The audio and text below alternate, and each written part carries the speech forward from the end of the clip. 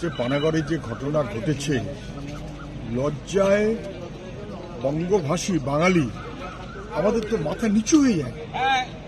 সুচন্দ্রা চট্টোপাধ্যায় নৃত্যশিল্পী, পরিচিত, প্রতিষ্ঠিত, তিনি যাচ্ছেন এবং তাকে সেখানে কার্যত গাড়িতে তিনি চলেছেন, তার পিছনে 3 মদ্যপ তাড়া করেছে। 20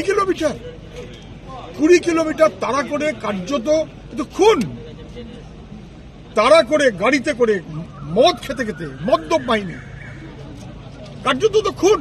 গাড়িটা অ্যাক্সিডেন্ট করালো এবং তারপর পড়ে গেলেন, লোকে হাসপাতালে নিয়ে গেল, তো খুন। আমি জানি না এখনো পর্যন্ত কেউ গ্রেপ্তার হয়নি। আমাদের মানুষ যারা, কর্মী যারা আছেন, নেতারা, তারা গেছিলেন ওর বাড়িতে, সেটা তো সহানুভূতি, সেটা তো পাশে আছি, সেটা তো লড়াইতে আছি, প্রতিবাদে আছি। কিন্তু মেয়েটিকে এইভাবে যে খুন হতে হলো, তার দায় কে নেবেন? কি করছে পুলিশ, কি করছে মুখ্যমন্ত্রী? মেয়েদের কোনো নিরাপত্তা নেই, পশ্চিমবাংলার কোনো মানুষের কোনো নিরাপত্তা নেই, মহিলাদের কোনো নিরাপত্তা নেই। এটা দিনের আলোর মতন স্পষ্ট হয়ে যাচ্ছে। দুর্ভাগ্য এই রাজ্যটা মুখ্যমন্ত্রী মুখ্যমন্ত্রী